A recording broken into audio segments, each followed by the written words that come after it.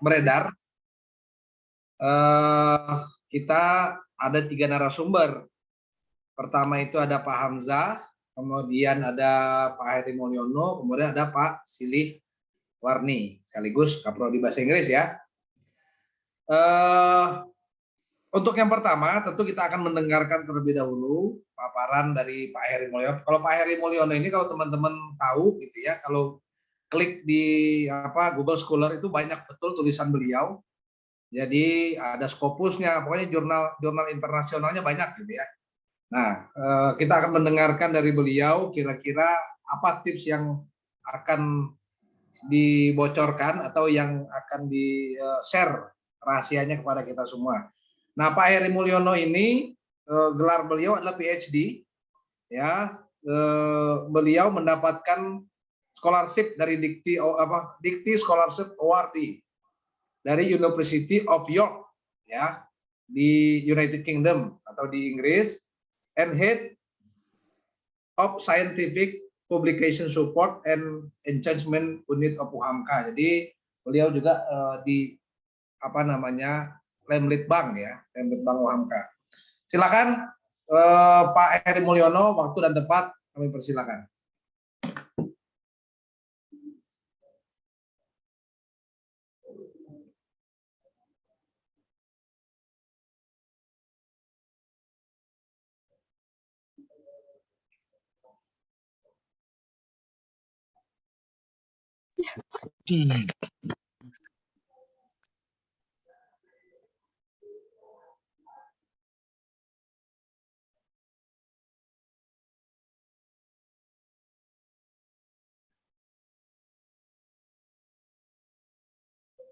Pak Heri?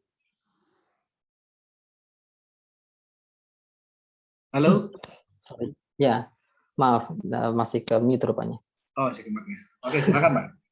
Baik, Assalamualaikum warahmatullahi wabarakatuh. Waalaikumsalam warahmatullahi wabarakatuh. Ya, teman-teman dosen mahasiswa yang akan mengikuti kegiatan KUI untuk pertukaran maupun untuk beasiswa di luar negeri, terima kasih telah datang dan terima kasih Pak Pur, Mas Pur yang telah memberikan kesempatan untuk saya untuk berbagi. Dan untuk kesempatan ini sebenarnya ini hanya berbagi untuk dari pengalaman pribadi saya sebagai penerima beasiswa luar negeri Dikti tahun 2012 yang lalu, seperti itu. Tapi nanti ada beberapa poin yang ingin saya saya tekankan untuk ke teman-teman seperti itu. Dan kebetulan emang ketika saya pergi tahun 2012 itu sebenarnya saya tujuan awalnya adalah di Department of Education, University of York. Jadi di tahun 2012 sampai 2015 saya mengikuti PhD in Education di York.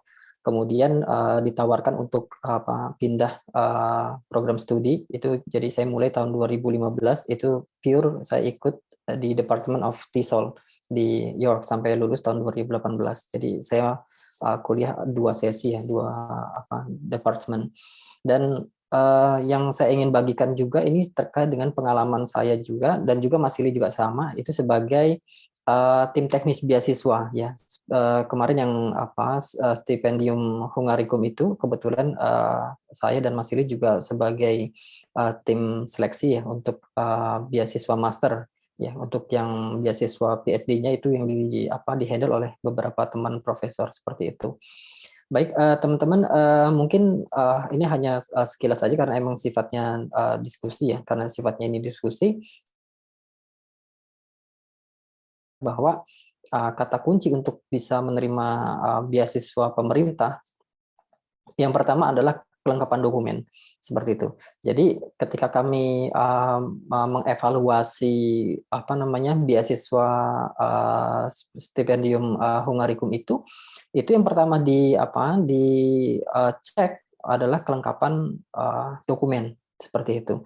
Jadi kalau teman-teman melakukan aplikasi, pastikan setiap item yang diminta, setiap kolom, setiap administrasi yang diminta itu harus dilengkapi dan dibuat dengan sebaik-baiknya, seperti itu.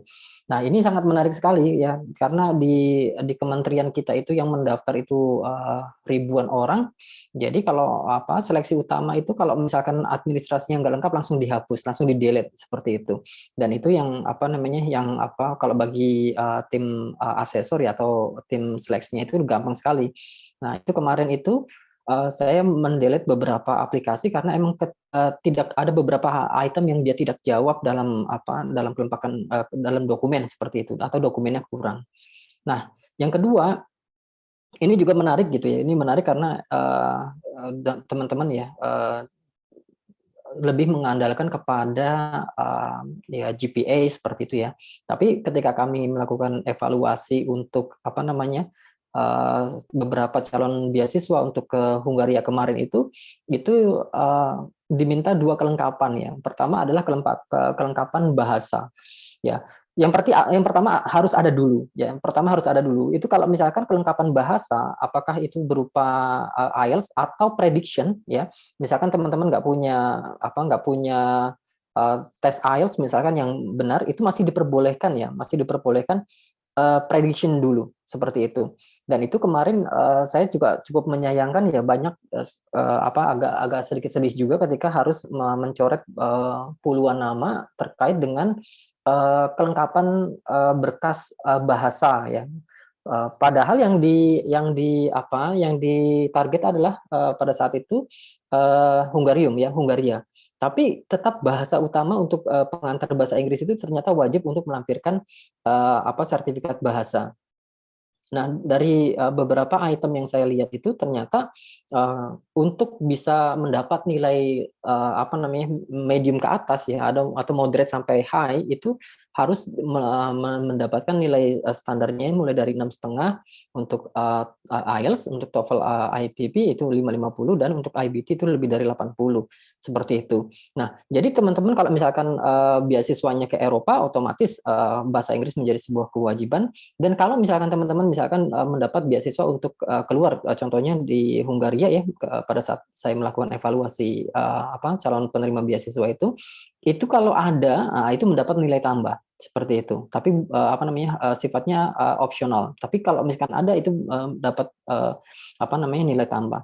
Saya cukup cukup senang ya ketika ada beberapa calon aplikan dari beberapa universitas itu ketika udah GPA-nya bagus terus IELTS-nya juga bagus. Nah, itu bisa menjadi poin tertentu tertinggi juga. Nah, yang menarik adalah saya juga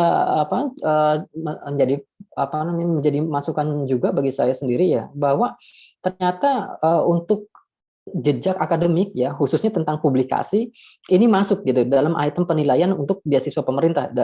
Saya konteks ini saya berbicara tentang beasiswa pemerintah ya atau beasiswa Kemdikbud ya. Karena kemarin itu pas lagi briefing itu ternyata dikatakan setiap mahasiswa atau calon pelamar yang memiliki latar belakang publikasi apalagi kalau punya internasional itu ternyata mendapat nilai poin lebih banyak, diberikan poin lebih tinggi. Kalau yang berasal dari seni itu kalau dia melakukan performance ya di tingkat nasional atau internasional dia mendapatkan nilai yang lebih tinggi.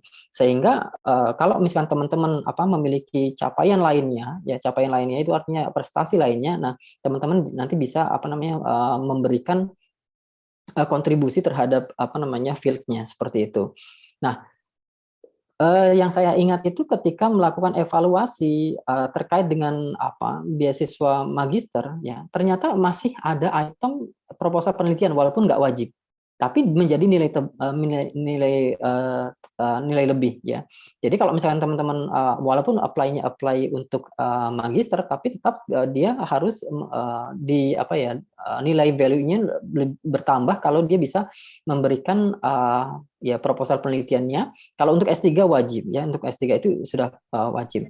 Nah, yang menarik adalah tentang rekomendasi calon supervisor. Nah, ini menarik sekali berarti teman-teman kalau bisa ya itu harus sudah menghubungi calon supervisor dan lebih bagus lagi kalau sudah mendapatkan LOA dari universitas tujuannya ya.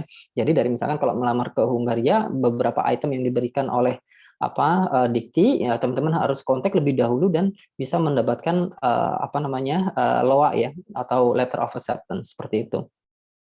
Nah, karena nanti ini sifatnya diskusi ya, saya hanya ingin memberikan sedikit dari yang saya baca di source-nya itu di buku referensinya Bhatia dan novelization, itu ada beberapa struktur retorika ya, karena emang saya jurusan bahasa, jadi melihatnya kepada struktur retorika. Nah, pertama adalah konteks details. Ini penting sekali. Teman-teman harus mendeskripsikan teman-teman itu siapa, ya ini sekarang current statusnya apa, sedang apa, seperti itu. Nah, baru memberikan bahwa memulai dengan memperkenalkan diri, ya bahwa saya mau melamar apa, ya, dan dijelaskan secara spesifik field-nya mau di apply itu apa. Lalu teman-teman memberikan alasan-alasan kenapa teman-teman memilih field itu atau memilih departemen itu untuk tujuan studi. Kalau di buku di referensi Bhatia itu dikatakan bahwa setelah kita memberikan informasi tentang diri kita, tentang apa yang kita mau apply dan kenapa alasannya, kita harus establishing credential. Kita memberikan poin-poin positif tentang diri kita, ya, sebutkan misalkan teman-teman bahwa bidang ini telah teman-teman geluti, ya, telah dilakukan riset sebelumnya, teman-teman memiliki publikasi yang sangat relevan, seperti itu. Jadi teman-teman memberikan kredensial, ya, yang harus didetailkan. Nah, ini penting sekali karena narasinya harus detail, ya. Nah, yang menarik adalah bukan hanya teman-teman memberikan kenapa memilih jurusan A, nah, tapi teman-teman juga memberikan relevan informasi, ya, informasi yang relevan, dan juga memberikan kalau saya diterima di sini teman-teman mau apa, ya, seperti itu. Dulu lagi ketika saya apply S3 itu saya katakan bahwa saya sekarang dosen, kalau misalkan saya mengikuti kuliah di Inggris, saya akan mendapatkan A, B, C, D, yang kemudian nanti saya pulang saya akan melakukan ini. Nah, itu namanya future plan-nya. Ya, teman-teman kasih bahwa pemerintah kalau nanti pemerintah meloloskan saya untuk beasiswa, saya akan melakukan ini. Nah, tapi yang menarik adalah solution for the current situations. Nah, itu ketika saya melakukan evaluasi untuk Hungaricum kemarin itu menarik sekali. Saya banyak mendapatkan ilmu tentang motivation, ya, bahwa ternyata mereka ikut kuliah di sebuah departemen di Hongaria, terus kemudian jurusannya A, B, C, D dia jelaskan. Nanti kalau pulang saya mau begini, itu dijelaskan secara runut dan secara detail, seperti itu. Nah, ini yang teman-teman mahasiswa nanti atau dosen yang perlu diperhatikan. Baru di conclusion-nya katakan bahwa teman-teman mensummarize apa yang tadi telah dijelaskan di atas, ya, bahwa penekanannya adalah kalau misalkan kita diterima untuk beasiswa, kita akan mendapatkan benefit, dan juga benefit ini kita bisa sharing kepada teman-teman kita yang lain, atau kepada negara, atau kepada institusi tempat kita berada, seperti itu. Mungkin ini saja Mas Fahman dan Mas Prum terkait dengan struktur retorikanya. Mungkin nanti ke depannya kita bisa lebih diskusi, karena ada Mas Silis juga, ada Mas Hamzah juga yang lebih bisa melengkapi seperti itu. Terima kasih. Assalamualaikum warahmatullahi wabarakatuh.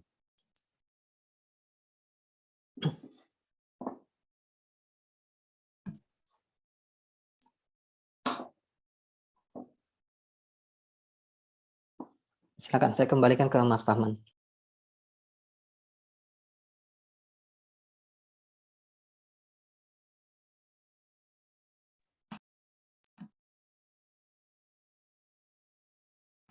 Terima kasih Pak Eri Mulyano atas paparannya. Mudah-mudahan nanti kita berharap lebih banyak yang bertanya sebetulnya, karena memang dari ketiga narasumber kita yang ada ini sebetulnya ditugaskan dalam tanda petik gitu ya untuk menjawab sebetulnya teman-teman kesulitannya di mana gitu ya, masalahnya di mana, kira-kira yang nggak mampu, yang nggak bisa dibuat itu seperti apa.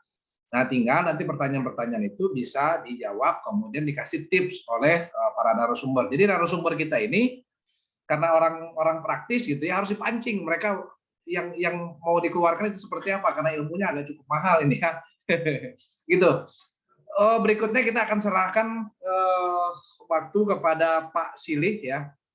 Pak Silih, beliau ini juga sama mendapatkan Dikti Scholarship Award dari University of Sheffield, United Kingdom, and Head of Bachelor's Degree Program of English Education UHAMKA. Jadi beliau ini kaprodi, Kemudian kemarin juga sudah berhasil mendatangkan mahasiswa asing melalui program yang dibuat gitu ya kemarin dalam summer course ya, short course yang dibuat oleh beliau, alhamdulillah juga menambah jumlah mahasiswa asing yang kuliah secara online di UHAMKA. Untuk waktu berikutnya saya serahkan sepenuhnya kepada Pak Silih. Silakan Pak Silih. Terima kasih Pak Fahman Habibie. Bismillahirrahmanirrahim. Assalamualaikum warahmatullahi wabarakatuh. Waalaikumsalam. Alhamdulillahirabbil alamin ya. Puji syukur kehadirat Allah Subhanahu wa taala, kita semua masih diberi kesehatan dan insya Allah selalu sehat ya, dengan segala kegiatan, kesibukan dan mimpi-mimpi yang dibangun dari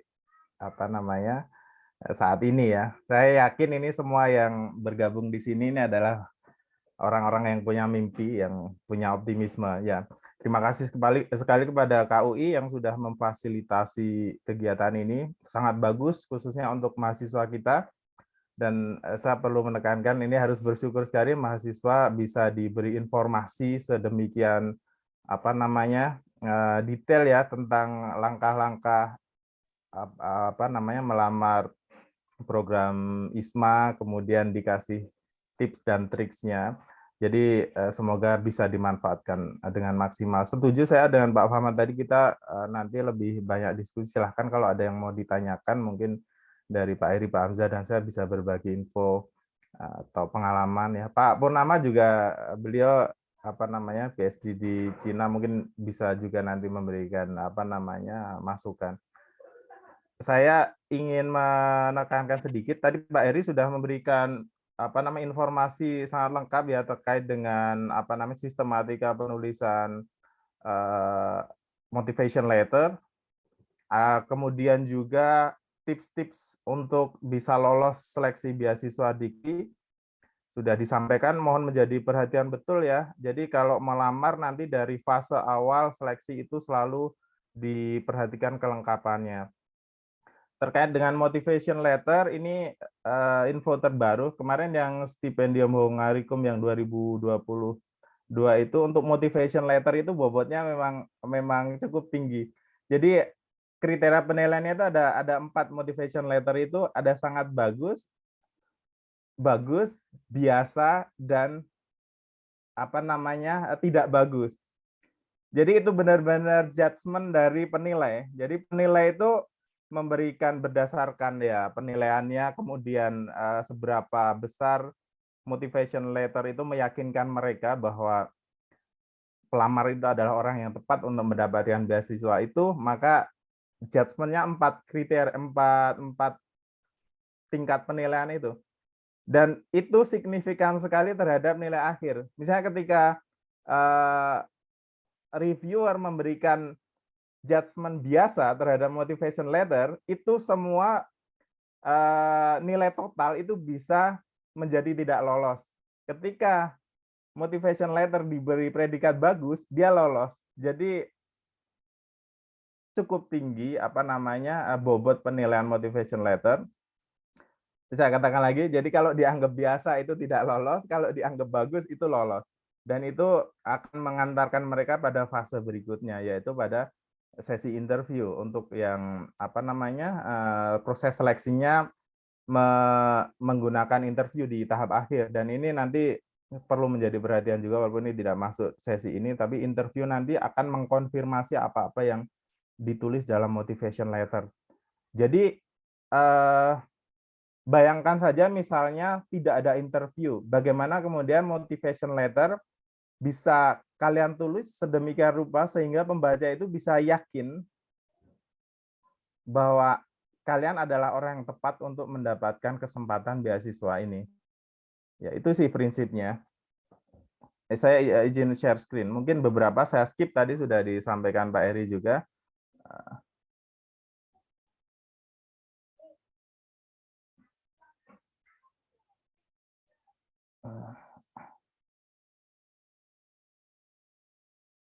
Bisa terlihat ya Pak Fahman ya?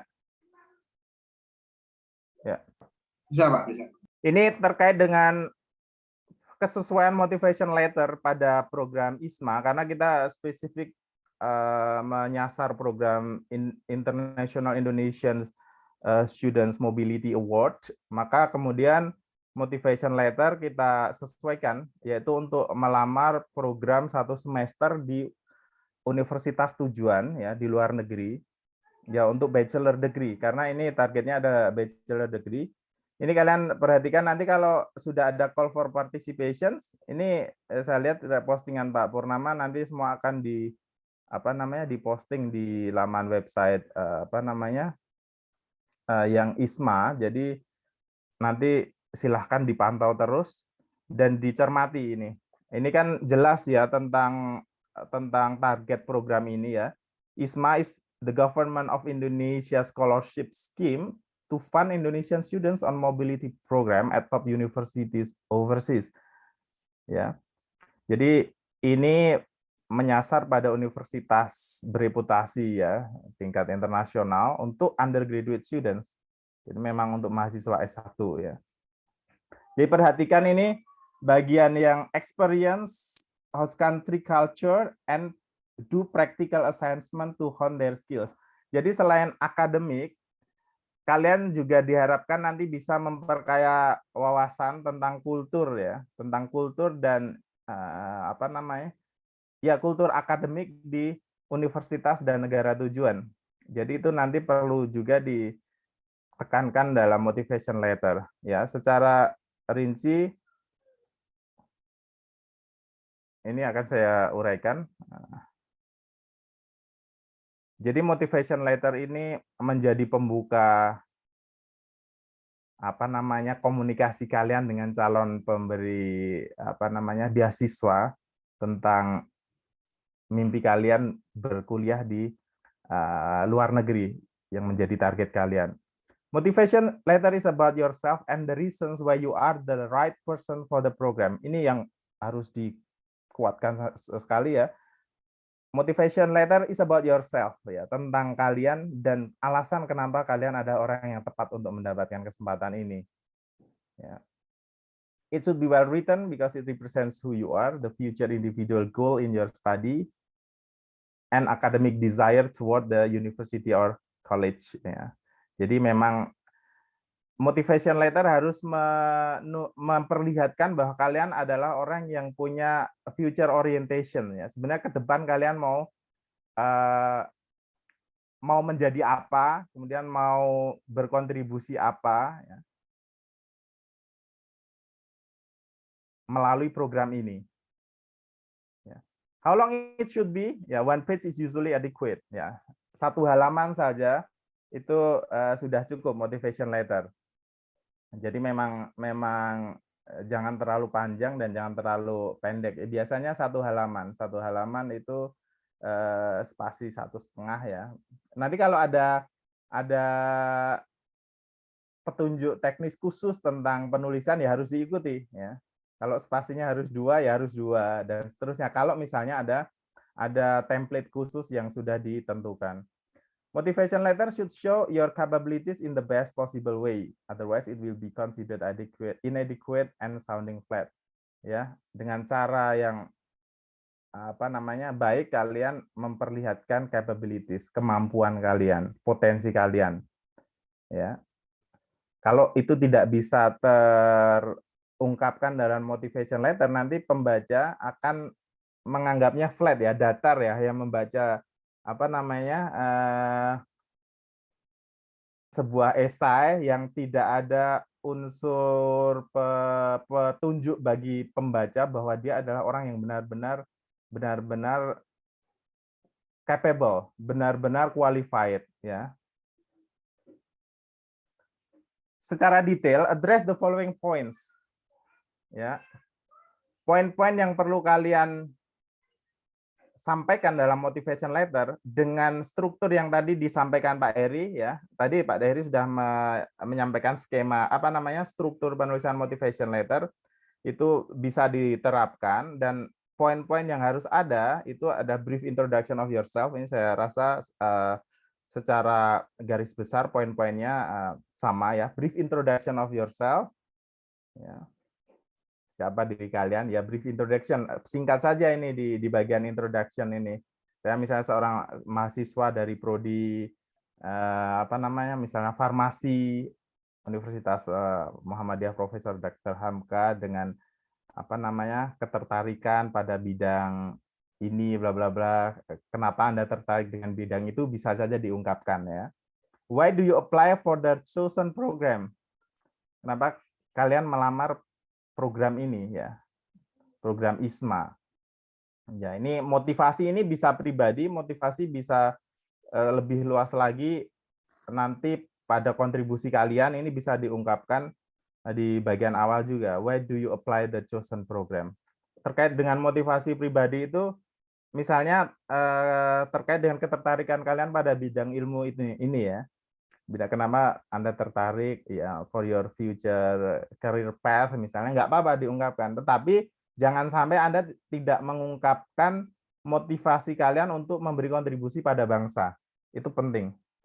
Ya, apalagi ini beasiswa pemerintah, jadi harus ada poin bahwa kalian ingin mengkontribusikan ilmu yang sudah yang akan Anda dapatkan ya untuk masyarakat begitu ya. Why do you think you are the right person ya for this program ya? Why do you think you are the right person for this program? Tidak ada standar baku ya yang mesti menuliskan apa begitu, tapi kurang lebih poin ini harus tercover ya. Kenapa? Oh, mungkin saya ingin mengungkapkan bahwa saya orang yang tepat karena saya misalnya saya seorang yang adaptif, saya mudah beradaptasi misalnya. Saya orang yang pekerja keras misalnya. Atau saya ada seorang pembelajar yang cepat atau fast learner ya. Dan seterusnya. Ini lebih kepada penjelasan tentang kepribadian kalian. Nanti tentu kalau pada fase interview ini akan digali ya oleh interviewer, dan biasanya itu interviewer akan dapat data lebih valid ya. Bukan berarti motivation letter nggak valid, tapi dengan interview mereka bisa menggali apa yang kalian ungkapkan ya. Tapi dengan motivation letter dengan space yang begitu terbatas, kalian bisa ungkapkan ya. Pak Faman, kalau terlalu lama nanti bisa diinterupsi ya, nggak apa-apa ya. Ini saya sampaikan dan feel free. Ya, nggak apa-apa Pak. Nanti ya. Mungkin kalau ada yang mau nanya langsung raise hand aja, nggak apa-apa. Ya, boleh. Kemudian, what knowledge and skills you have gained that will be useful ya. Kalian sudah belajar apa sih tentang hal yang terkait dengan program yang akan Anda ambil di universitas tujuan ya. Ya ini kan karena ini masih bagian dari Merdeka Belajar Kampus Merdeka. Ini saya tidak tahu persis apakah boleh mengambil program yang tidak 100% match dengan program studi di home university atau harus match. Saya rasa karena ini Merdeka Belajar, kemungkinan akan terbuka kalian melamar di prodi atau di department yang tidak 100% match, tetapi ya masih ada benang merahnya begitu.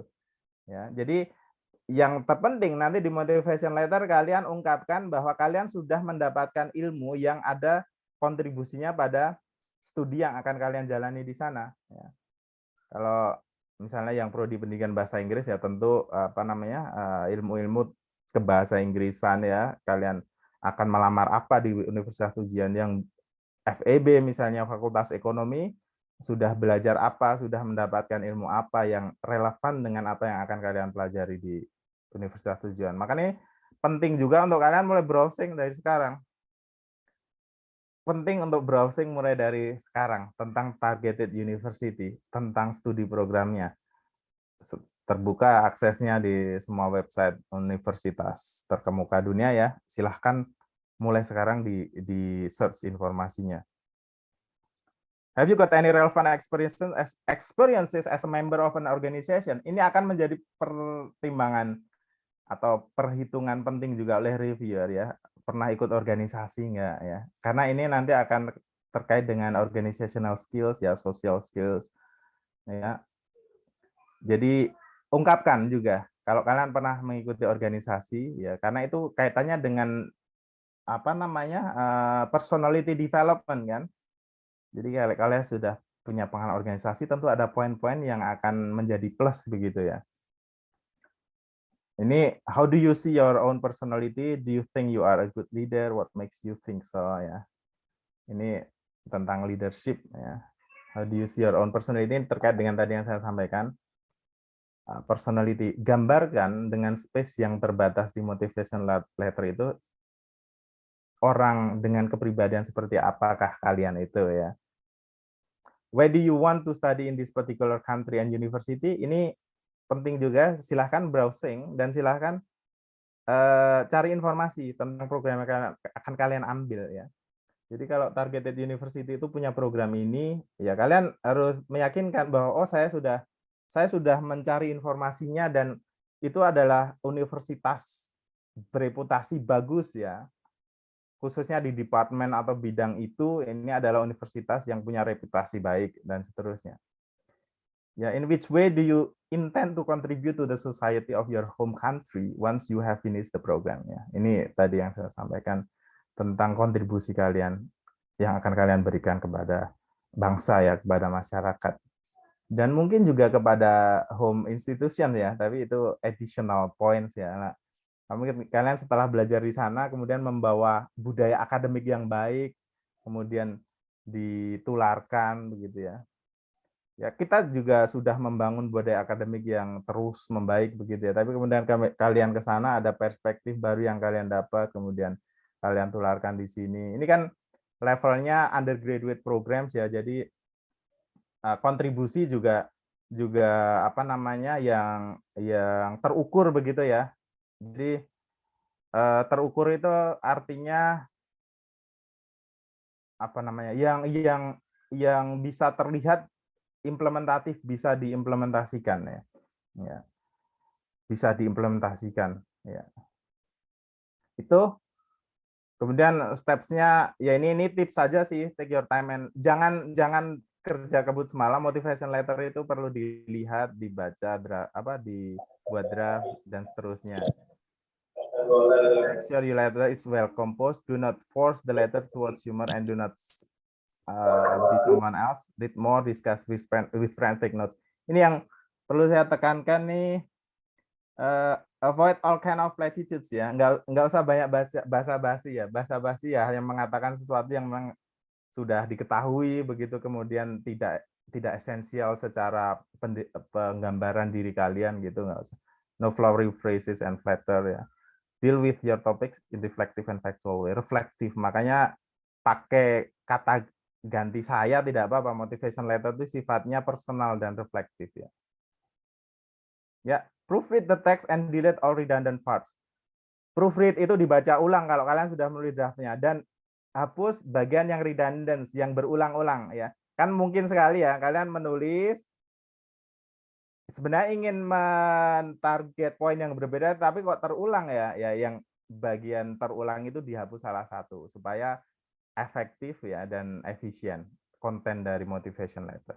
Itu saya rasa untuk yang bisa saya bagikan untuk kemudian nanti bisa kita diskusi. Terima kasih, saya kembalikan ke Pak Fahman. Oke, terima kasih Pak Asili atas pemaparannya. Ada beberapa informasi yang menarik bagi kita semua. Mudah-mudahan nanti bisa kita aplikasikan dalam membuat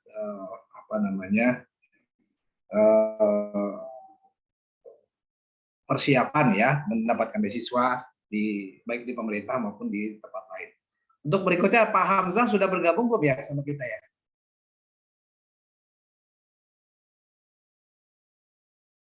Pak Hamzah ya? Oke, kalau tidak ada Pak Hamzah mungkin saya mau ingin ada Pak Denny WK ada ya?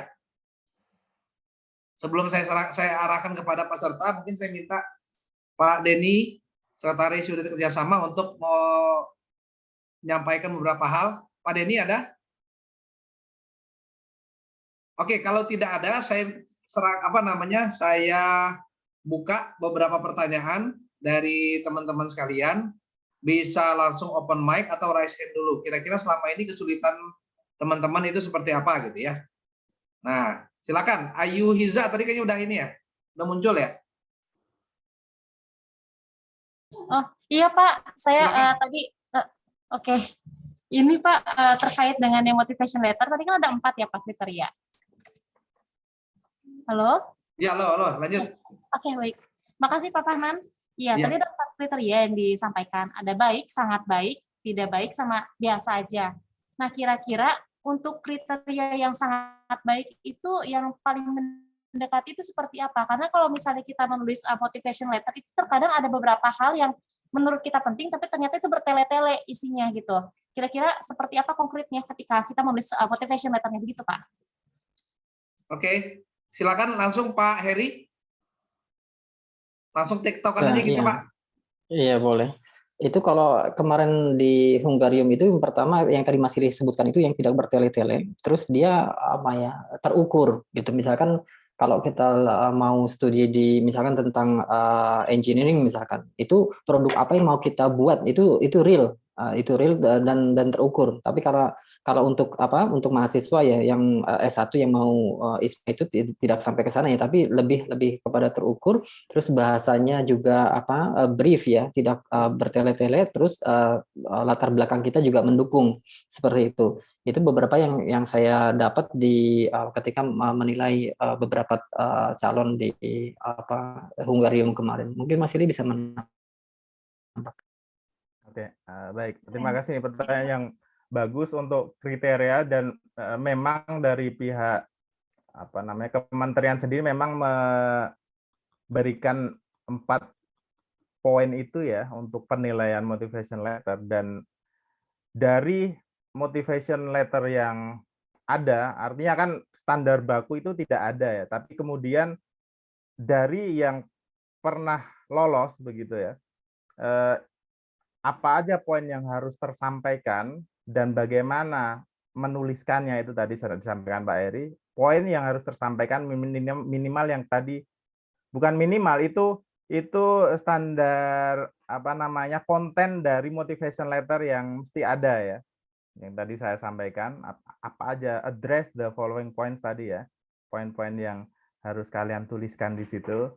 Ya, kemudian apa namanya? Jangan hindari pengulangan poin ya. Misalnya di bagian awal sudah kalian sampaikan poin A yang menggambarkan diri kalian, kemudian di bagian lain ada lagi poin yang sama, jangan. Dan poin-poin yang tadi saya sebutkan itu harus dibahasakan, harus diungkapkan dengan bahasa yang lugas sebenarnya. Bahasanya lugas karena memang prinsipnya motivation letter itu ruangnya sangat terbatas.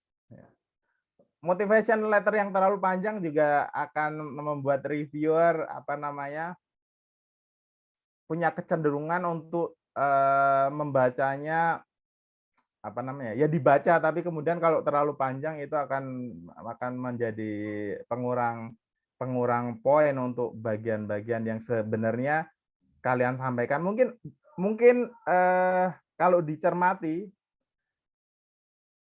poinnya ada semua, tapi kemudian terlalu panjang itu jadi apa namanya ya kecenderungannya itu akan ada pengulangan poin yang sebenarnya sudah ada. Jadi saran saya brief tetapi substansinya jelas. Brief tapi substansinya jelas.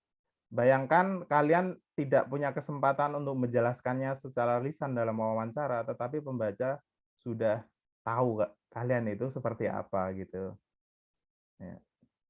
Jadi memang judgement-nya agak ini ya apa ya Pak Heri ya, apa namanya? Subjektif Judgement sekali. dari reviewer itu subjektif sekali. Jadi dan segitu ini ya bobotnya. Jadi kalau dinilai biasa, udah dia langsung apa warna nggak lolos untuk ke tahap berikutnya. Tapi kalau kemudian bagus, apalagi bagus sekali, kalau bagus sekali.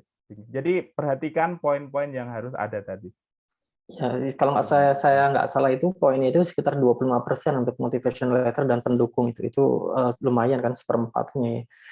Kalau saran saya ya kalau udah punya motivation letter itu proofreadnya jangan proofread sendiri, tapi proofread minta orang lain baca, khususnya yang sudah apa paham tentang motivation letter sehingga dia bisa ngasih gambaran, oh ya ini pas nih, oh ya ini kurang, itu seperti itu.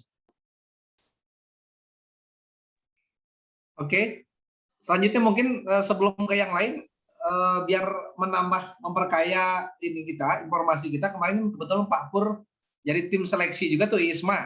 Berdasarkan pengamatan Pak Pur kemarin, yang lolos ISMA tuh motivation letternya kayak apa Pak Pur?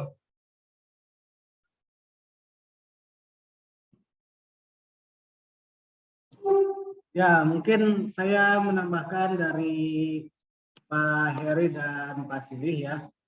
Saya kira betul sekali tadi ya disampaikan Pak Silih dan Pak Heri. Untuk motivation letter ini memang sangat personal ya, personal. Kita nggak bisa merekayasa. Kalau kita terlalu bagus memperindahnya juga itu tidak membentuk diri kita sendiri ya. Nah, jadi itu nanti akan ketahuan kalau kita terlalu berbunga-bunga, dibuat-buat, ketika diwawancara nggak bisa membuktikan apa yang ditulis kan. Nah itu yang sangat penting ya, bagaimana menunjukkan diri kita sisi yang menariknya, itu saya kira. Itu mungkin tambahan dari saya.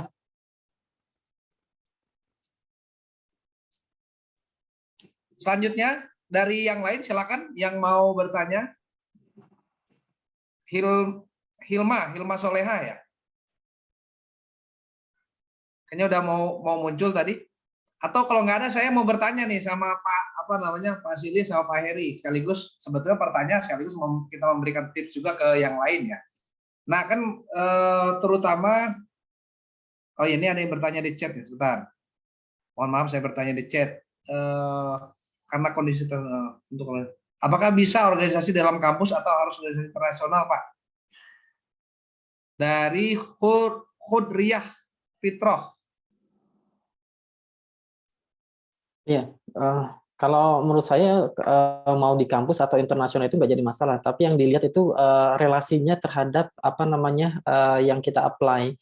Kalau dulu itu misalkan ketika saya apply S3 itu dulu saya menulis bahwa saya dulu gabung di BEM. BEM itu mengajarkan misalkan kedisiplinan, misalkan leadership. Nah, leadership itu pengaruhnya terhadap studi kita itu apa gitu loh, terhadap apa namanya kegiatan kita nanti perkuliahan itu seperti apa. Itu nanti harus dikaitkan. Jadi bukan hanya memberikan saya aktif di sini tapi tidak dikaitkan dengan aplikasi beasiswa kita. Mungkin seperti itu Mas Farhan.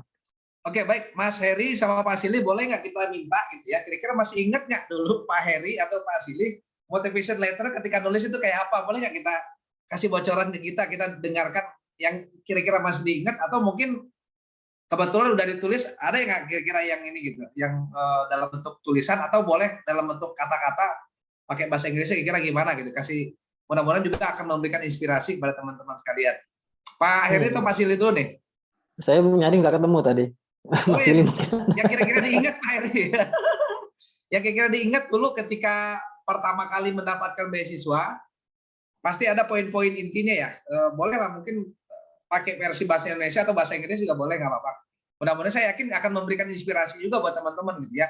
Kadang-kadang kebiasaan kita terutama di Indonesia itu menduplikasi, terinspirasi dari orang lain, menduplikasi, kemudian setelah itu kita akan akan modifikasi sendiri seperti apa gitu. Kalau istilah lain itu amati, ATM itu ya, amati, tiru, modifikasi ya. Kira-kira versinya Pak Heri dan Pak Silih, boleh dong ya, kasih bocoran ke teman-teman atau ke kita semua gitu ya. Mungkin Mas Silih dulu ya. Oke, Mas Silih, mungkin Pak Silih dulu sambil Pak Heri juga sambil cari-cari. Ya, yang poin-poinnya diingat aja Pak. Pakai bahasa Inggris boleh deh, nggak apa-apa. Kayaknya seru juga nih. Saya cari filenya ini sebentar. Tadi saya coba cari contoh motivation letter. Benar tadi Pak Purnama sampaikan, jangan sampai menggunakan kata-kata yang flattery ya, terlalu berlebihan begitu ya. Tapi kemudian ketika ingin mengungkapkan kelebihan kalian ya, ungkapkan dengan bahasa yang lugas. Tentang kepribadian itu menjadi penting, misalnya tadi pengalaman organisasi di dalam atau di luar kampus tidak masalah, di dalam kampus tapi ungkapkan ilmu yang kalian dapat dari organisasi itu dan bagaimana kontribusinya terhadap studi kalian ya. Misalnya Kalau kepribadian itu ya tentang toughness ya, ketangguhan ya, resilience bahasa Inggrisnya. Resilience itu bagaimana kalian berhadapan dengan situasi yang sulit, misalnya kemudian kalian bisa melewatinya atau mengatasinya. Ini sebentar, saya tadi coba cari satu contoh yang saya saya adaptasi. Sebentar, saya sambil nyari file saya yang di save tadi.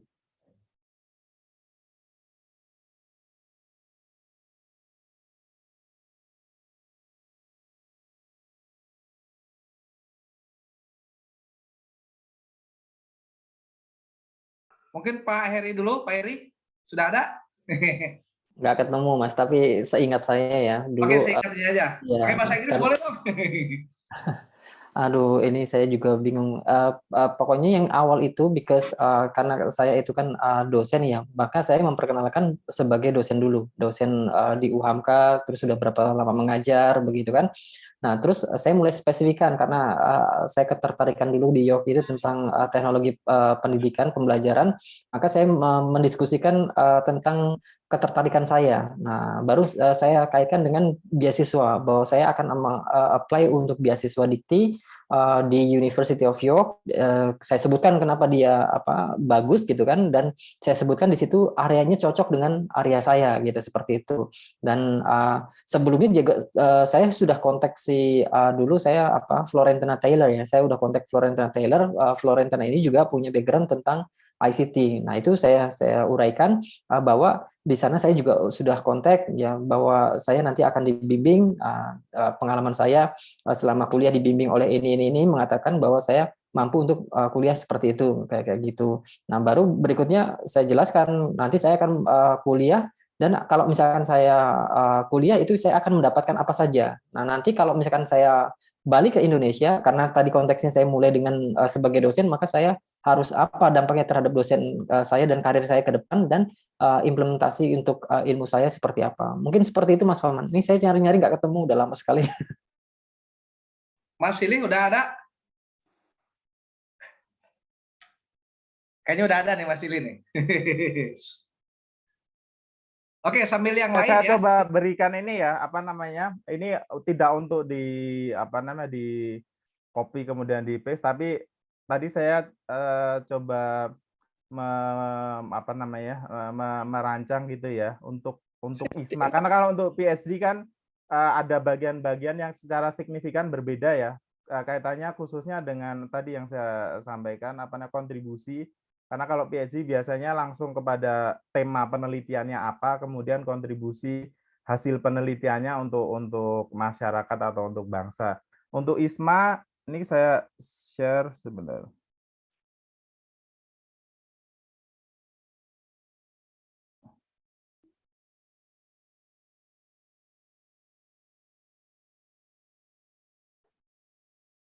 Nih, sebentar.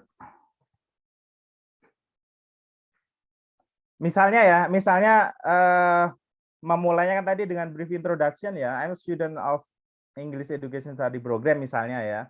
Since undergoing my undergrad program at Universitas Muhammadiyah Profesor Dr. Hamka misalnya, I had learned, itu yang tadi saya katakan, ilmu apa yang sudah kalian pelajari selama sekian semester ini di program studi masing-masing begitu ya.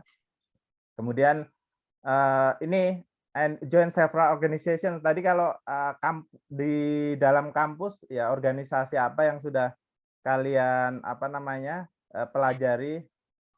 Ini nanti ada bagian yang perlu dilengkapi, saya sampaikan secara ini ya. Several organizations and committees to improve my organizational skills and expand my knowledge ya. Tadi disampaikan relevansi dari ilmu dan pengalaman yang didapat di organisasi untuk studi kalian ke luar negeri itu apa misalnya. Ya. Ini bagian sini perlu ditambahkan, saya sampaikan tadi.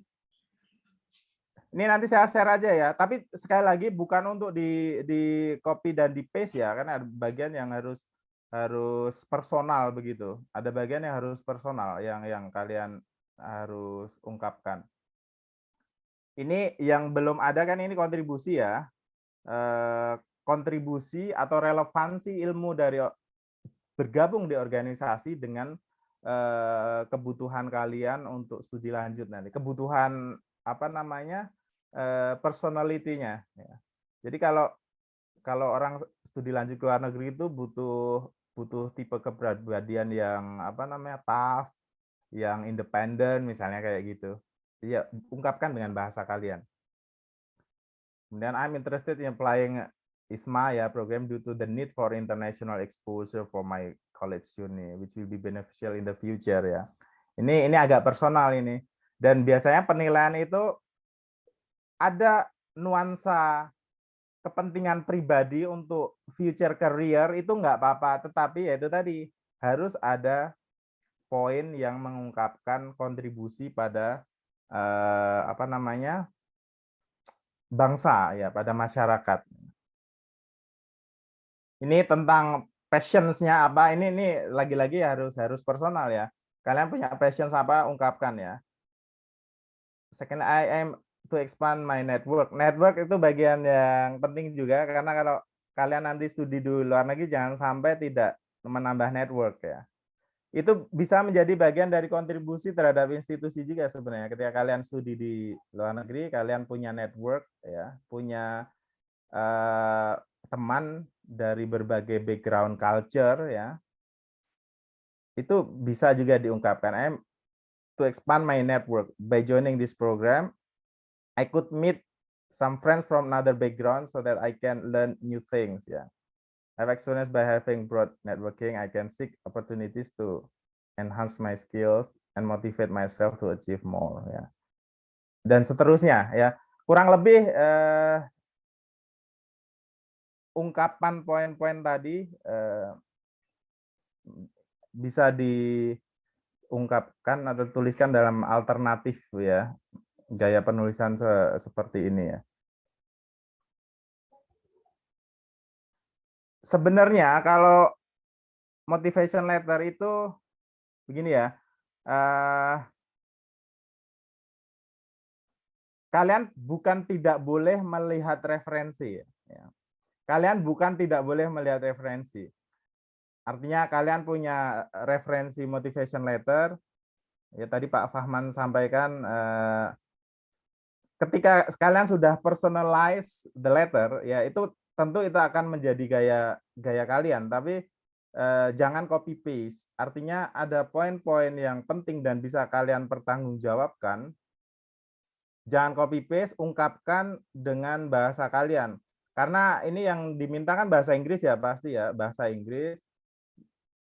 Tuliskan dengan bahasa Inggris dan proofread ya. Proofread Pak Heri tadi sampaikan jangan proofread sendiri, minta tolong apa namanya orang lain yang bagus bahasa Inggrisnya untuk proofread ya, untuk mengecek akurasi penulisan motivation letter kalian ya. Itu ya. Saya rasa untuk gaya penulisan Pak, ya. Saya mau nanya nih sekalian Pak, itu tadi yang organisasi itu bisa diganti institusi atau komunitas nggak? Masyarakat, lingkungan misalnya lingkungan apa namanya kan 3 tuh lingkungan masyarakat di wilayah tempat tinggal, institusi bisa kampusnya atau salah satunya tadi organisasi yang digeluti gitu ya atau apa gitu ya? Atau bisa. Kontribusi untuk yang lebih besar kepada bangsa dan negara misalnya. Iya. Bisa sekali Pak, justru memang malah apa namanya kan skopnya ada yang lebih luas, ada yang lebih apa namanya benar-benar society atau masyarakat nggak bisa. Jadi misalnya bergabung di organisasi atau di LSM atau di apa namanya ya, termasuk Karang Taruna sekalipun ya. Artinya itu kan kontribusi kepada masyarakat. Sebenarnya reviewer itu menilai jiwa apa namanya? Sebenarnya nasionalisme terukur di situ juga. Kadang-kadang dari cerita tentang pengalaman organisasi itu reviewer selain melihat kepribadian ya itu juga melihat kepedulian dia terhadap masyarakat gitu ya. Kalau lingkup lebih besar terhadap bangsa. Sebenarnya nanti kalau mau dibayar kuliah luar negeri nanti pulang itu dia mikirin bangsa nggak sih gitu, mikirin masyarakat nggak. Jadi bisa sekali Pak Fahman. Silakan kalau Ya, biasanya kan kalau kita baca itu kan biasa kontribusi yang umum kan berhubungan dengan sosial budaya gitu ya. Kemudian lingkungan hidup serta bidang keilmuan yang sedang digeluti biasanya itu ya. Karena memang biasanya para pemberi beasiswa ini kan tentu ilmunya atau duitnya itu bisa dirasakan manfaatnya kira-kira gitu ya Pak Sili ya. Oke, yang lain silakan yang mau bertanya. Biasanya yang rajin bertanya nih Zain sama siapa? Siapa Marisha biasanya Zain sama Fitri ya? Putih ya? Atau Nurul? Ada yang mau ditanyakan atau mau langsung praktek nih boleh? Misalkan beberapa tulisan gitu ini kan kita masih punya waktu agak panjang nih. Yang mau nyoba iseng-iseng nulis gitu dikirim ke chat, nanti kita koreksi atau dikoreksi bareng-bareng oleh Pak Heri. Karena ini kan tips ya, tips and trik. Karena memang mudah-mudahan nanti ketika sudah masuk pada fase pendaftaran ISMA pas minggu atau 2 minggu mudah-mudahan bisa disiapkan. Kalau kemarin Pak Jordan cerita gitu ya, ada beberapa yang memenuhi kriteria bahasa Inggrisnya bagus, kemudian dikemkan di suatu tempat gitu, betul-betul disiapkan pendamping bahasa Inggrisnya, kemudian bagaimana cara menulis motivation letter dan segala macam. Yang penting syarat awal adalah teman-teman sekalian memenuhi syarat prediksi awal dari bahasa Inggris itu tadi. Nah, kalau berdasarkan pengalaman kemarin itu syarat untuk boleh juga nih kita minta Pak Sili sama Pak Heri untuk menambahkan kira-kira untuk meningkatkan kemampuan berbahasa Inggris atau tes itu ada tambahan nggak kira-kira selain yang selama ini teman-teman ajarkan. Kan biasanya juga ada tuh, ada yang biasanya membaca buku novel sehari itu berapa tulisan gitu ya, atau membuat resume berita berbahasa Inggris, sehingga ketika kita mendapatkan informasi yang banyak, kemudian otomatis akan memudahkan juga untuk kita menuangkan dalam bentuk tulisan. Kalau istilah umumnya itu, kalau kita ingin lancar berbicara, maka kita harus sering mendengar. Kira-kira gitu. Kalau kita mau lancar menulis, kita harus sering-sering juga membaca. Nah, kalau tips dari Pak Heri sama Pak Sili, yang selama inilah yang berdasarkan dilakukan selama ini untuk mengimprove kemampuan berbahasa Inggrisnya seperti apa? Pak Heri dulu, kira-kira Pak Heri gimana? Ya, kalau saya pribadi ya, karena saya suka baca ya saya baca terus mentranslate itu aja. Itu yang umum saya lakukan sampai hari ini sih. Mungkin Mas Sili ada yang beda kali, silakan Mas Sili. Mas Sili? Oke, kalau saya ya dari latar belakang dulu tuh saya tuh nggak suka bahasa Inggris terus terang ya. Sampai SMA kelas 3 itu bahasa Inggris masih menjadi momok ya, kalau mau masuk kelas masih nggak nyaman dan seterusnya. Tapi kemudian ada turning point yang membuat saya akhirnya masuk prodi pendidikan bahasa Inggris dan mengalami masa survival di 2 semester pertama dan kemudian bermimpi ke Inggris ya. Memang saya membangun mimpi ke Inggris dari dulu ketika memantapkan diri di pendidikan bahasa Inggris. Dan itu saya rasa teman-teman mahasiswa sudah berada di track yang benar dengan difasilitasi KUI, jadi benar-benar jangan disia-siakan. Saya boleh ini ya, karena saya sendiri juga mencari inspirasi dari banyak orang, dari banyak teman. Mungkin saya berbagi cerita tentang satu orang yang sangat inspiratif. Pak Heri juga tahu ini, saya rasa sama-sama di Inggris, dari Muhammad Zulfikar. Itu salah satu peraih beasiswa PhD Politics di Manchester University. Dia background-nya politik, dia tidak pernah belajar bahasa Inggris secara formal begitu. Artinya dia autodidak gitu ya. Dan itu mungkin relevan untuk teman-teman khususnya yang non English department ya. Jadi Zulfikar itu seorang mahasiswa Indonesia di Inggris yang populer ya di kalangan mahasiswa Indonesia di sana, karena salah satunya adalah nilai IELTS-nya itu perfect. IELTS-nya 9 ketika dia apply beasiswa. Dan itu untuk native speaker pun untuk mencapai IELTS 9 termasuk dengan skill writing-nya itu tidak mudah dan dia mendapatkan itu.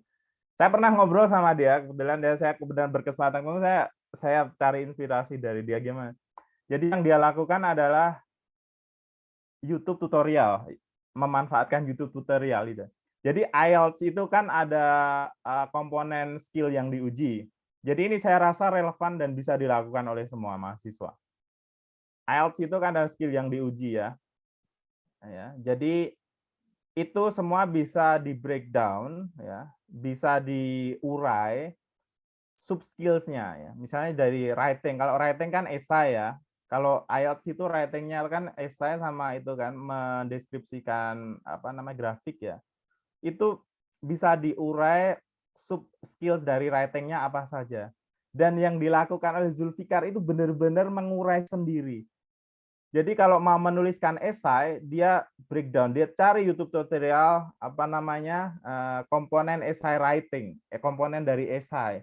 Setiap subkomponennya dia cari YouTube tutorial lagi, menulis kalimat yang benar. Jadi ratusan YouTube tutorial itu ada dalam file di laptop dia.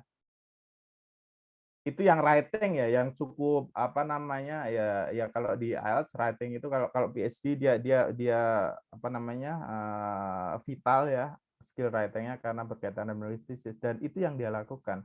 Kalau yang speaking, listening dan yang lain sama dia lakukan itu. Dan yang ingin saya katakan ya, KUI sudah memfasilitasi pelatihan IELTS. Kalau kalian tidak secara otonomous, secara mandiri kalian kembangkan sendiri ya semoga maksimal hasilnya. Tapi ketika ketika mahasiswa sudah mendapatkan stimulus, mendapat pelatihan, kemudian kalian kembangkan dengan menterampilkan banyak praktis sendiri. Sekarang kan banyak tuh kan, search aja di website yang IELTS practice speaking atau listening atau writing IELTS itu apa namanya yang bisa kalian akses gratis, akses ya. Tadi yang disampaikan Ayu itu sebenarnya pertanyaan yang seharusnya memang muncul di semua ya. Apa kriterianya bagus sekali, bagus. Dan itu sama kan kalau essay writing dalam IELTS itu juga dia penilainya adalah orang yang license gitu untuk menilai IELTS. Dia sudah punya apa namanya punya parameter untuk menilai itu apakah 8, apakah 7,5 dan seterusnya. Dan biasanya dalam training IELTS itu yang diberikan adalah ini apa yang harus ada, bagaimana sistematika penulisannya. Ya itu saja, pegang gitu ya. Kemudian cari model essay writing untuk IELTS yang skornya tinggi. Kalian bisa Google itu. Kalian tidak akan mungkin mengcopy dan paste model writing yang kalian bisa temukan di internet, tapi kalian perhatikan gaya penulisannya. Misalnya nih kompleksitas kalimat ya dalam sebuah esai itu memberi nilai yang besar. Misalnya kalau kalian menulis bahasa Inggris hanya kalimat sederhana semua, misalnya I am a student, I want to study abroad, I will broaden my horizons by doing that. Misalnya kayak gitu. Satu kalimat sederhana. Tapi dengan kompleksitas kalimat, sama aja dalam bahasa Indonesia kan ada kan kalimat sederhana, kalimat apa kompleks gitu ya. Itu nilainya akan lebih tinggi misalnya. I am a student who intend to study abroad for apa namanya broadening my horizons, misalnya kayak gitu. Jadi 3 ide yang bisa diungkapkan dalam 3 kalimat sederhana diungkapkan dalam 1 kalimat dengan struktur yang lebih kompleks ya, itu beda nilainya. Itu IELTS ya kalau dalam apa tuh dalam esainya ya. Sebenarnya dalam speaking tadi Pak Fahman Habibie benar sekali. Jadi kalau kalian mau meningkatkan keterampilan writing, banyak membaca ya. Sama aja speaking, banyak mendengarkan ya. So you got the models of how to speak and write ya properly. Mungkin itu tambahan tips dari saya. Oke, terima kasih Pak Silih. Nah, tadi ada menarik ya. Tadi Pak Silih menyampaikan pertama itu harus ya mimpi dulu teman-teman, motivasinya apa dulu gitu ya. Kemudian yang kedua dari mimpi itu bisa diarahkan kepada semangat untuk mengimprove bahasa Inggris. Nah kalau dulu ya walaupun saya bahasa Inggris juga nggak bagus-bagus amat, saya pernah ikut tes IELTS, lumayan tuh peningkatannya dari 2 Pak Silih, dari 2 setelah saya ikut naik jadi 5,0 kan lumayan kan ya. naik IELTS-nya gitu ya. Nah, yang didorong oleh mentor dulu biasanya adalah pertama kalau misalkan kita bicara, kita disuruh ngomong sendiri, ngomong sama tembok katanya, ngomong sama tembok terus direkam. Yang kita omongin itu, terus disuruh kita dengerin lagi yang mana yang salahnya, kita sendiri mengoreksi diri sendiri kan ada lucu-lucuannya juga tuh, kita ngomong gini kok lucu gitu ya. Tapi lama-lama terbiasa. Terus yang kedua, kita diminta waktu itu untuk membaca minimal kalau tulisan bahasa Inggris itu minimal 2 halaman sehari. Baca tulisan, nah itu yang juga sudah dipraktekkan Pak Heri tadi gitu. Mungkin bisa juga teman-teman sekalian ke depan kita mulai membiasakan, terutama yang punya motivasi untuk meningkatkan, termasuk saya sebetulnya gitu ya.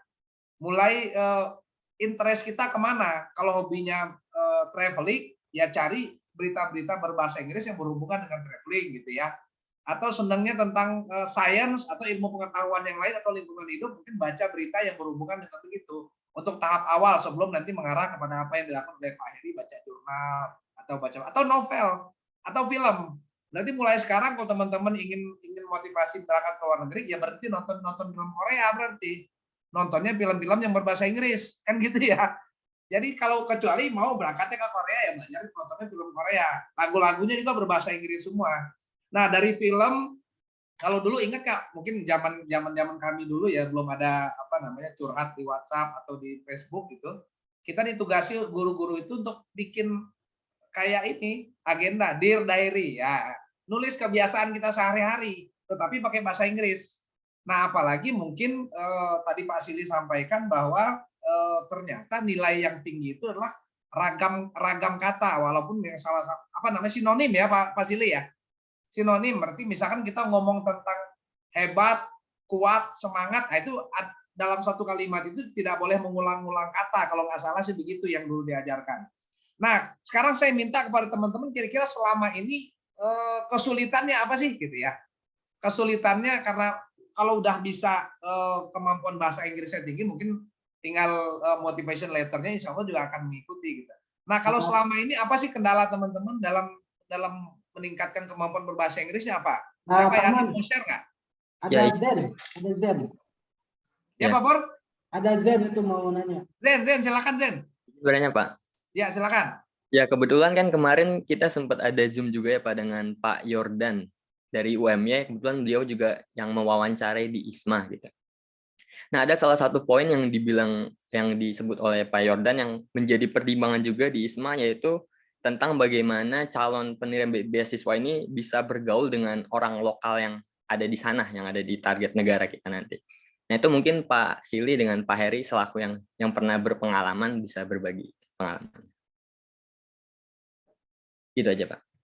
Oke, terima kasih. Yang lain silakan. Tadi ada ya, berarti kalau misalkan ini berarti posisinya tadi bagaimana sampai ke Zen, kita tujuannya ke negara mana dulu? Berarti kita cari kalau kita mau ke Inggris, kan nggak mungkin yang kita pelajari negara Zimbabwe kan gitu ya. Berarti kita harus tahu kultur, makanan, budaya, lingkungan masyarakat di sana apa gitu, ketertarikan dengan negara tersebut gitu ya. Nah, itu yang mungkin bisa kita lakukan. Yang lain mungkin coba mumpung nih masih ada waktu, ada Pak Heri, ada Pak Purnama juga yang masih nongkrongin kita.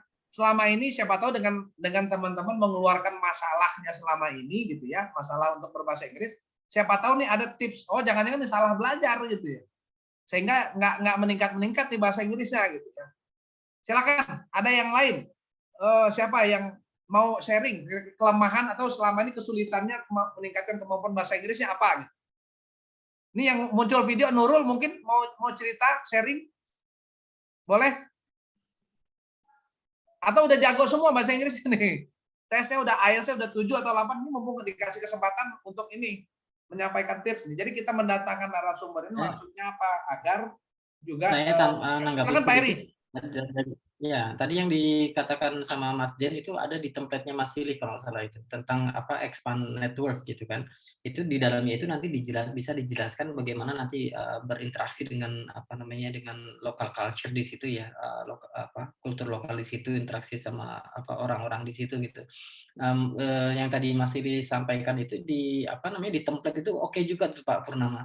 mungkin jadi pertimbangan ya, bukan untuk sebagai copy paste, tapi tadi yang dikatakan Mas Yudi itu sebagai referensi itu oke juga gitu. Menurut saya seperti itu.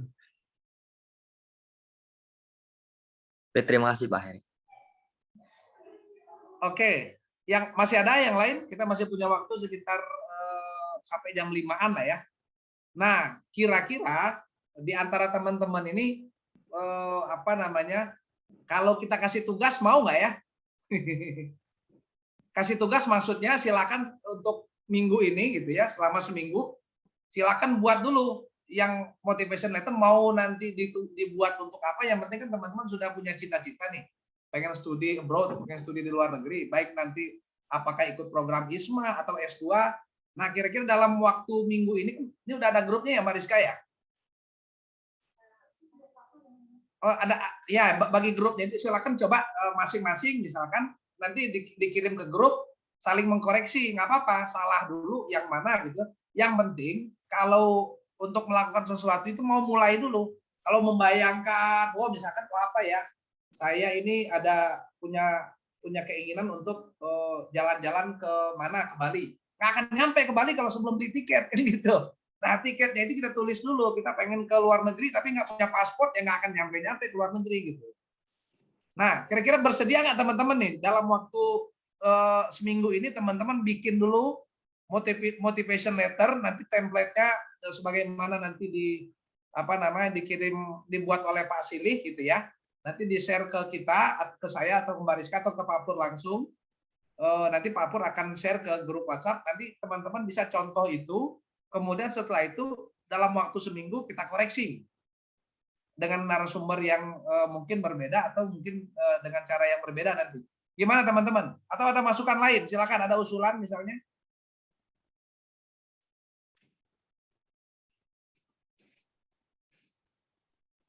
Mungkin sedikit menambahkan juga tentang yang ditanyakan oleh Zain tadi, bahwa kalau itu ditanyakan dalam wawancara tentu akan lebih eksploratif ya. Tapi bagaimana itu bisa diungkapkan dalam motivation letter dengan space yang terbatas, itu tadi. Ada unsur adaptif ya, bahwa kalian adalah orang yang mudah beradaptasi. Ya. Itu kan secara implisit kalian menunjukkan bahwa kalian bisa hidup dimanapun gitu ya. Kemudian sejauh mana kalian sudah mencari informasi tentang negara tujuan ya, tadi Pak Fahman sampaikan ada apa yang baik, ungkapkan saja yang baik, kalau nggak baik pasti ada di semua negara tujuan studi itu, tapi pastikan kalian tahu apa-apa yang baik yang bisa didapatkan di sana, itu nanti akan ketemu nanti, selain juga tadi network. Jadi sampaikan in such a way dengan cara kalian nanti bahwa pembaca tahu kalian adalah orang yang bisa beradaptasi, terbuka ya, bisa bergaul dengan siapapun, dan cukup informasi tentang negara tujuan ya. Termasuk kampus yang dituju kali Pak ya? Ya betul. Oke, baik teman-teman sekalian, kalau tidak ada kita akan minta tambahan informasi atau closing statement dari Pak Heri Mulyono dan Pak Silih. Dan yang jelas mudah-mudahan minggu ini teman-teman sudah mulai nyoret-nyoret gitu ya, motivation letternya, sekaligus juga menambah kemampuan berbahasa Inggris. Silakan Pak Heri. Ya, untuk closing bahwa setiap beasiswa dari pemerintah dan segala hibah yang diberikan oleh pemerintah itu menjadi kelengkapan dokumen, itu menjadi prioritas utama gitu, karena kalau misalkan di awal dokumen saja sudah tidak terpenuhi, jangan berpikir tentang IELTS atau motivation letter gitu. Itu yang harus kita jaga. Terus yang kedua, baca panduan baik-baik. Apa yang diminta, apa yang kita berikan itu yang harus kita tulis. Mungkin seperti itu aja. Oke, baik, sebelum Pak Silih ini ada pertanyaan di bagian ini ya. Itu ada pertanyaan dari Nurul. Jurusan TESOL apa saja yang dipelajari gitu. TESOL tuh semacam ini ya, tes kemampuan bahasa Inggris juga ya Pak? Pak Silih. Teaching English for speakers of other languages. Jadi apa namanya, pengajaran bahasa Inggris untuk penutur asing pistol itu. Oh, untuk penutur asing ya. Oke. Jadi. Baik, sebelum Pak Silih menyampaikan, Pak Heri mohon izin mungkin Pak Silih boleh nggak share via chat atau email kali ya, kalau siapa tahu teman-teman ada yang ingin berkomunikasi, berkonsultasi secara khusus kepada Pak Heri atau Silih, mungkin lebih enak email atau WhatsApp, mungkin monggo aja Pak, gimana yang terbaik kan? Ya, email oke lah, saya oke kalau email. Oke, email, monggo Pak diminta di share ini ya, alamat email di chat ya, siapa tahu teman-teman mau nyimpen gitu. Pak Silih juga. Kalau yang kebetulan jurusan bahasa Inggris ya tinggal ketemu aja sama Kak Prodinya kan. Dan bersedia. Oke, silakan monggo Pak Silih, apa informasi terbaru atau mungkin closing statement yang mungkin ingin disampaikan di sore hari. Oke, yang disampaikan Pak Heri perhatikan betul ya. Ini tambahan saja, mulai saat ini ya, posisikan kalian sebagai apa namanya ya, bahwa ada KUI yang sudah demikian intens mengawal kalian, tapi posisikan kalian, bayangkan apa namanya, kalian tidak dipandu langkah demi langkah dan kalian harus goal sampai lolos gitu ya. Jadi jangan mengandalkan dikejar-kejar untuk setiap langkahnya. Jadi tidak ada yang lolos program-program seperti ini tanpa perjuangan yang benar-benar gitu ya, tanpa perjuangan yang benar, tanpa sebuah courage, tanpa sebuah motivasi pribadi yang kuat ya. Jadi saya rasa ini peserta relatif sedikit untuk sesi sore ini. Kita harapkan ini benar-benar peserta yang bermotivasi kuat ya untuk langkah-langkah berikutnya ya. Jadi jangan dikejar-kejar ya. Jangan menunggu dikejar-kejar. Tadi Pak Fahman sudah memberikan tugas, sebenarnya tanpa diwajibkan, karena ini kan kebutuhan kalian ya. Karena ini kebutuhan kalian. Sekarang posisikan bahwa you need this ya. Ini adalah kebutuhan kalian ya. Do your best for this gitu aja. Ya, KUI memfasilitasi sedemikian rupa itu menjadi apa, keberuntungan kalian yang besar menurut saya. Jadi itu saja sih, kalau kalian sudah ada intrinsic motivation yang kuat, tentu apapun akan kalian cari, informasi apapun akan kalian search ya, termasuk semua hal yang kita diskusikan tadi akan kalian search sendiri untuk kemudian mendapatkan penguatan dari forum-forum seperti ini. Oke, itu saja Pak Fahman, terima kasih. Baik, terima kasih Pak Heri, Pak Silih atas pemaparannya. Itu tadi ada imbauan dari Mariska itu yang belum mengisi daftar hadir, mohon diisi daftar hadirnya. Yang jelas poin penting yang bisa kita dapatkan pada sore hari ini adalah yang paling utama adalah pertama, kita harus berusaha untuk mengetahui tujuan negara mana yang harus yang membuat kita tertarik gitu ya, kemudian mempelajari budayanya, kemudian kampusnya seperti apa gitu yang akan dituju, kemudian motivasi yang kita miliki untuk bisa mendapatkan beasiswa atau bisa lulus di kampus tersebut itu apa.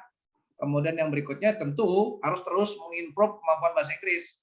Jadi jangan sampai lagi apa namanya, ya kalau bisa berita yang ditonton kan ada tuh, kalau kita lihat YouTube itu Sky News Live, nah itu ada berita-berita yang bahasa Inggris, kemudian ada Bloomberg, macam-macam tuh. Sekarang udah makin canggih. Selama masih ada kuotanya atau selama di rumahnya ada wifi-nya, insya Allah bisa diakses. Kemudian berita-berita juga kalau perlu sampai berangkat itu nggak usah baca-baca berita yang Indonesia lah, baca berita yang berbahasa Inggris saja. Ada Reuters, ada macam-macam, atau ada BBC dan lain-lain. Ada ABC News macam-macam, itu silakan dibaca kalau misalkan lebih bagus sudah mulai baca jurnal berbahasa Inggris. Yang kedua, yang ketiga tentu teman-teman mudah-mudahan nonton YouTube-nya atau nonton apa namanya kegiatan reality show juga cari yang berbahasa Inggris. Ada pengalaman menarik nih terakhir sebelum kita akan akhiri sambil tunggu Pak Pur. Di sekretaris unit kerjasama itu Pak Denny WK. Itu anaknya di rumah itu belum SD, tapi ngomongnya udah bahasa Inggris dua-duanya. Padahal belum pernah kayak gitu, gara-gara dia hanya nonton YouTube. Dan juga banyak pengalaman anak-anak sekarang gitu ya, yang juga dia luar biasa kemampuan bahasa Inggrisnya, bahkan kemampuan berbahasa Inggrisnya lebih hebat daripada dia berbahasa Indonesia atau bahasa kampung kira-kira gitu. Kenapa? Karena tiap hari dia nonton YouTube yang berbahasa Inggris, orang cerita tentang bahasa Inggris sehingga akan keluar sendiri apa yang diomongkan. Terakhir dari saya, ternyata orang yang semangat itu akan mengalahkan orang yang bisa. Nah, dan orang yang bisa itu dan orang yang semangat juga akan dikalahkan dengan orang yang beruntung. Artinya apa? Kita semangat itu posisinya luar biasa dan juga sambil juga kita berharap akan ada keberuntungan sehingga tujuan, harapan dan cita-cita kita bisa terwujud. Terima kasih, itu saja yang bisa kami ketengahkan kepada teman-teman sekalian. Pak Pur masih ini? Pak Pur, kita apa bisa melakukan closing? Langsung aja, Pak. Langsung tutup ya Pak Pur ya? Ya. Baik, mari kita akhiri pertemuan hari ini dengan baca hamdalah dan doa kafaratul majlis. Alhamdulillahirobbilalamin. Subhanakallahumma wa bihamdika asyhadu an la ilaha illa anta astaghfiruka wa atubu ilaik. Terima kasih, mohon maaf dan mudah-mudahan teman-teman semangat terus dan jangan lupa cari apa sih yang memberikan motivasi terbesar buat teman-teman untuk bisa studi lanjut di luar negeri. Terima kasih. Mohon maaf dari saya. Billahi fisabilil haq fastabiqul khairat. Wassalamualaikum warahmatullahi wabarakatuh. Waalaikumsalam warahmatullahi wabarakatuh. Terima kasih Kak UI semua. Saya pamit. Nanti kantor KUI kan tahu semua ya di AppKit ini, kalau ada perlu apa-apa nanti ada Mbak Rizka segala macam, silakan. Ya. Izin.